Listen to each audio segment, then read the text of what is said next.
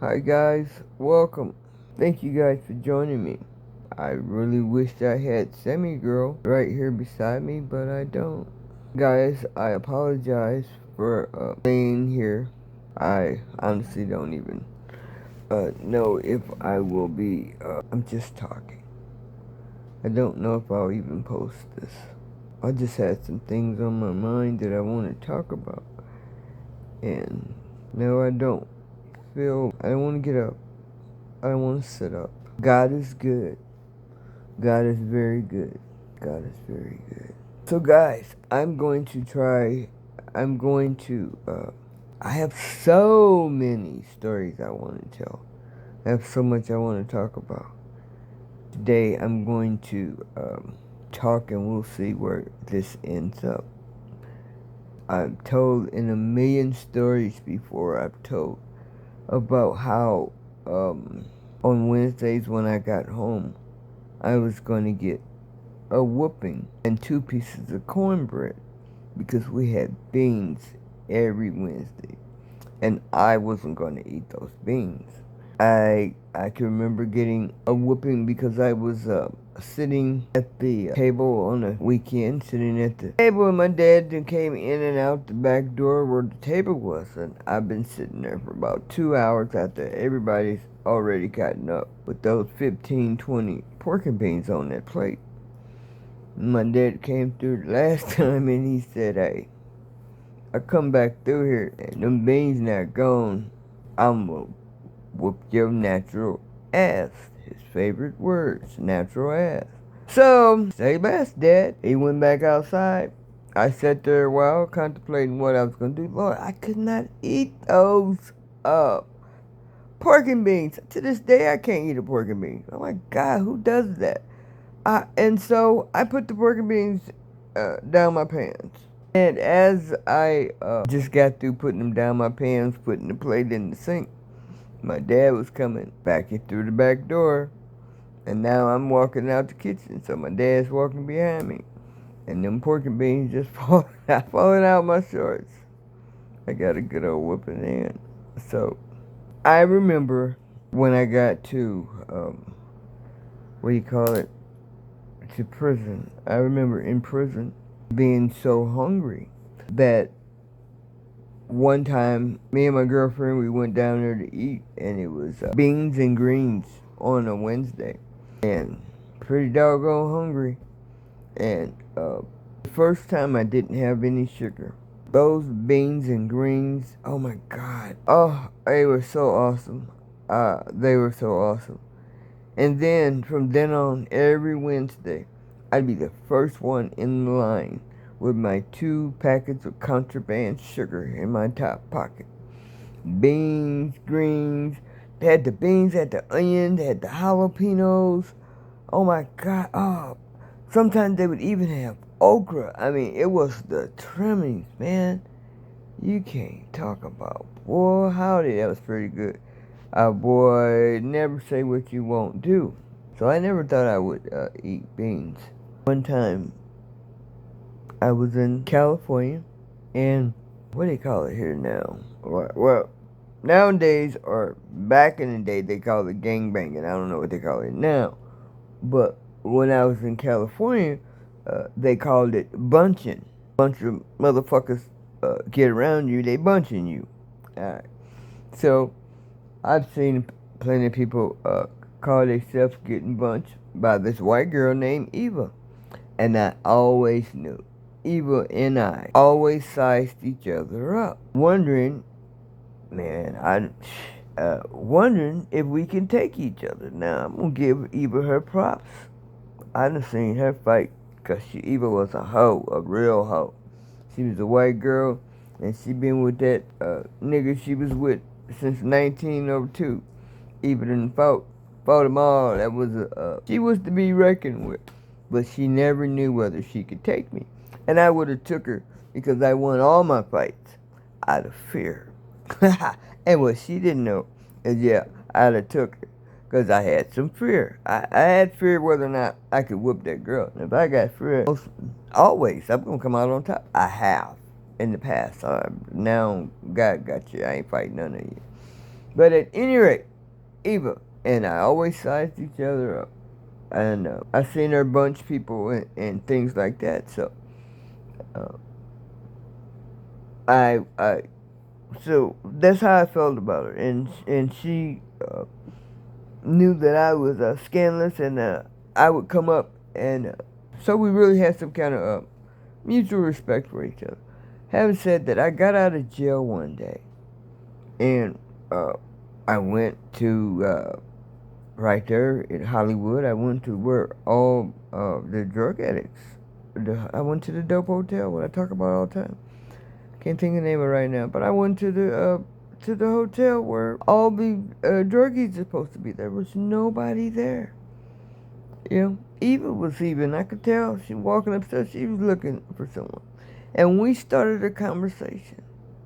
And guys, I will tell you, I don't believe I've ever been hungrier in my life as I was on that day. And you know, we were just talking culture to each other.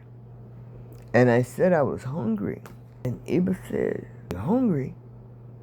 Well, let's go." And we went to the Louisiana, the Louisiana with the biscuits. Louisiana chicken. We went there in California, man. Them biscuits and the wings was the bomb. And as we were walking, I was seeing more of my druggy friends. And these are people that I hang with, not that Eva hung with. And, you know, on the way I stopped, say something to him. She said, "You won't tell your friend to come out." By the time we got to Louisiana Popeye's chicken, by the time we got to Popeyes, I had 3 or 4 of my friends. And Eva, which she hold, that's how she made her money, took her whole money and she fed us. And she said right then, the reason she was doing that, someone taught her a long time ago, that if anybody says they're hungry, stop what you're doing and feed them. That's some pretty cool shit. She fed us. Popeye chicken ain't never tasted as good as that day ever, but sheesh. And that was way cool. That was way cool. So, I think I just said it a minute ago that I was never been hungrier in my life. I'm going to take that back.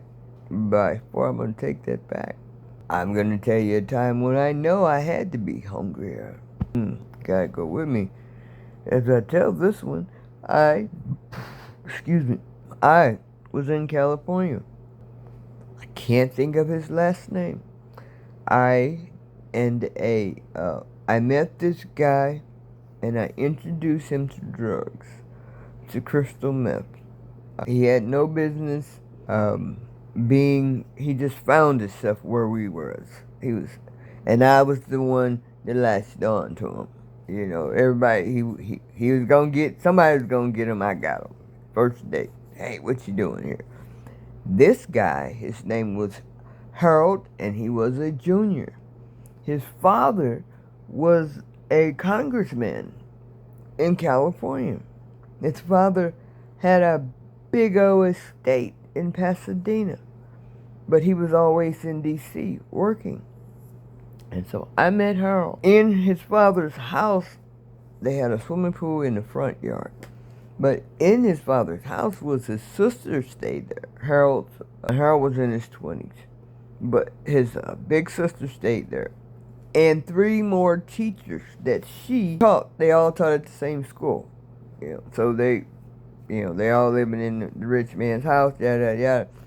You know, Harold wasn't allowed to eat their food. You know, his dad and them would fuss at him. They wouldn't give him any money. Now he's staying in this estate with 4 cars right there.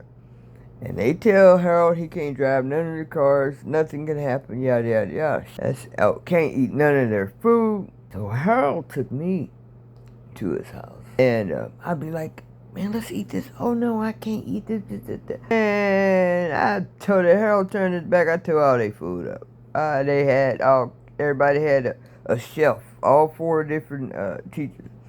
Yeah, I had my hands in there. No spoons, no forks, no nothing. Just the way hoodlums do. That's what I did.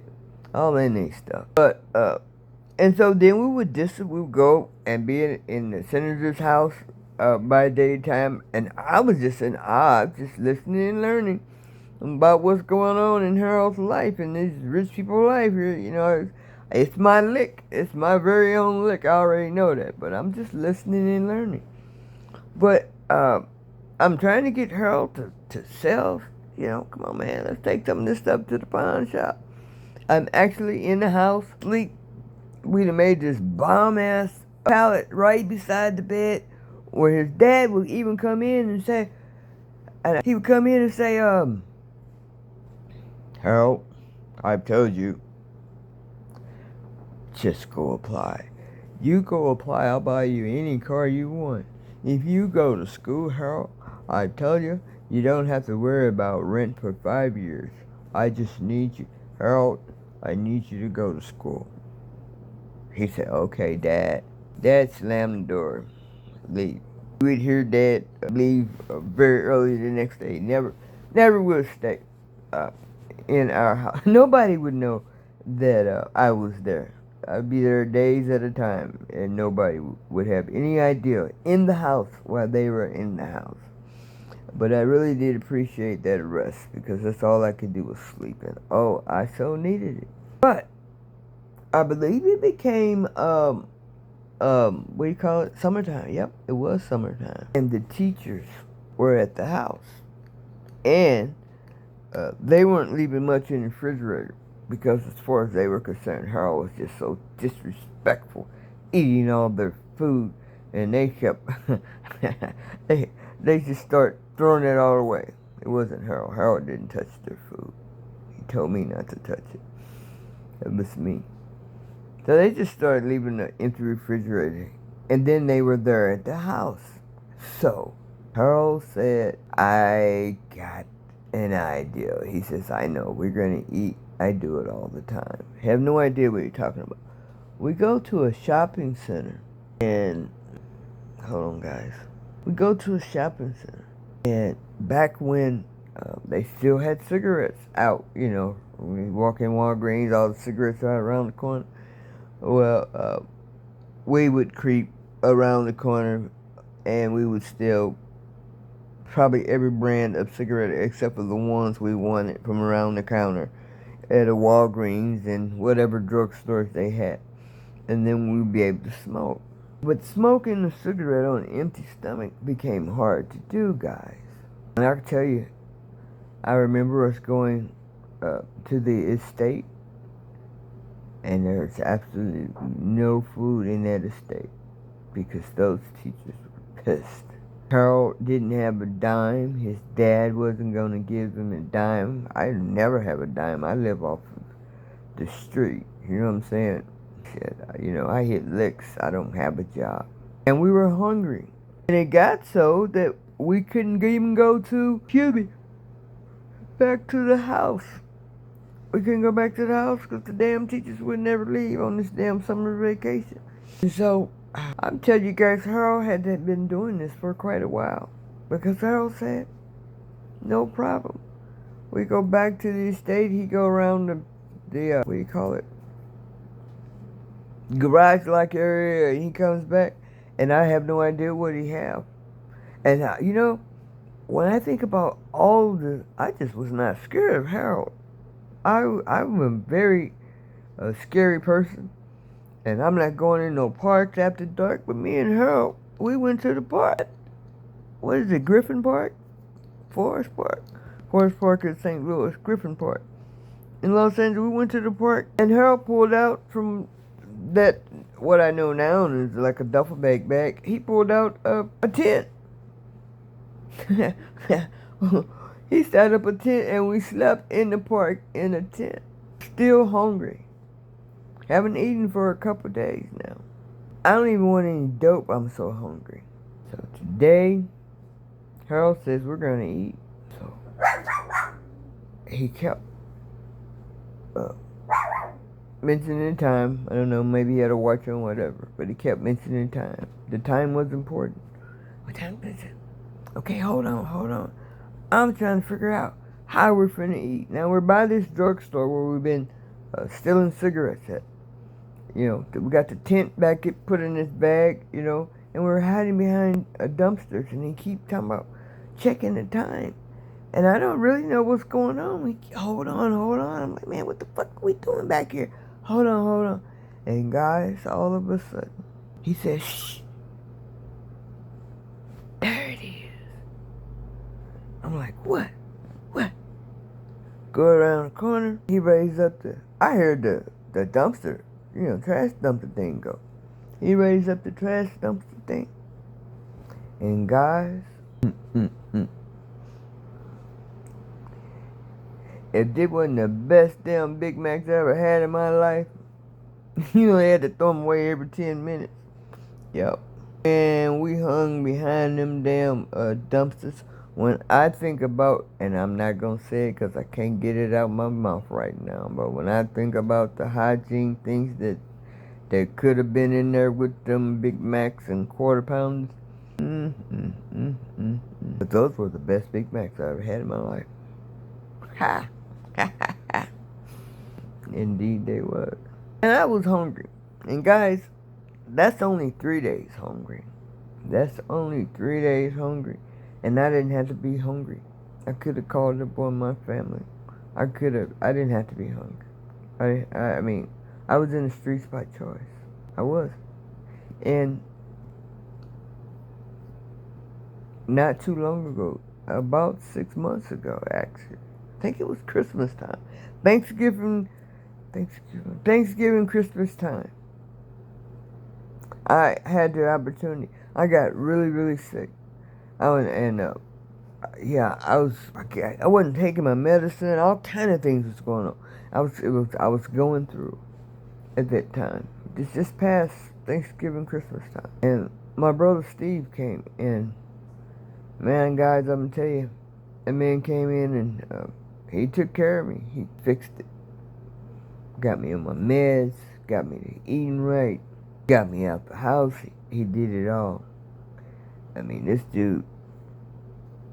I'll tell you more. He's a good dude. But even that, you know what he did? He took me. I was at his church, and I don't know what day it was. I think it was a holiday where we got to feed. I got to help when they fed the homeless.